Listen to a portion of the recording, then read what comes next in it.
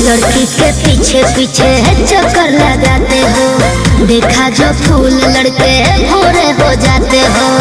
तहर ब्यूटी च्यूटी काटता हो बहुत लड़की के पीछे पीछे चक्कर लगाते हो, देखा जो फूल लड़के भोरे हो जाते हो।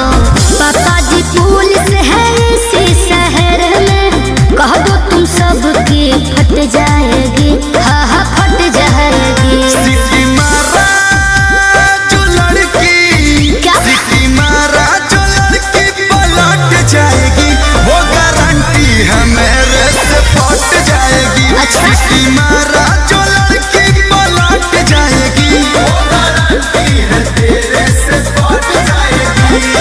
जिया।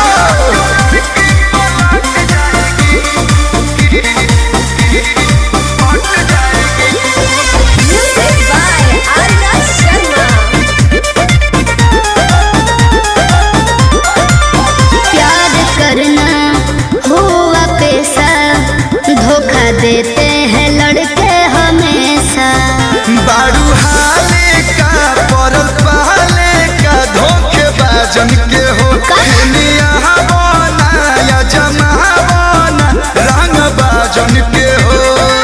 मुझे सताने की कोशिश करेगा, उसकी मुझ आधी कट जाएगी, हाँ कट जाएगी। सिटी मारा जो लड़की, सिटी मारा जो लड़की पलट जाएगी, वो गारंटी है मेरे से फट जाएगी। सिटी मारा जो लड़की पलट जाएगी, वो गारंटी है तेरे से फट जाएगी।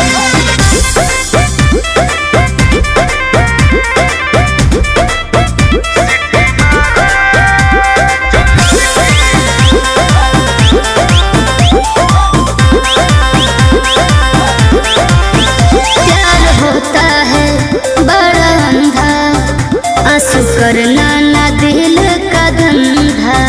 देखी गाय की हो खुद लड़की हो, मारे हमारा पजान बतियावल हो चाहे आवल हो, लोग कमरा पजान। कलू न समझो मुझे सबके जैसे, जो आके सीने से सट जाएगी, हाँ हाँ सट जाएगी। सिटी मारा जो लड़की, अरे चुप रहो ना। सिटी मारा जो लड़की पलट जाएगी, वो गारंटी है मेरे से फट जाएगी। सिटी मारा जो लड़की पलट जाएगी, वो गारंटी है तेरे से फट जाएगी। एक बार भरोसा कर लो, दिल ना तुरब। अरे कौन गारंटी बता। सिटी मारा जो लड़की पलट जाएगी, वो गारंटी है मेरे से फट जाएगी। अरे जाना। सिटी मारा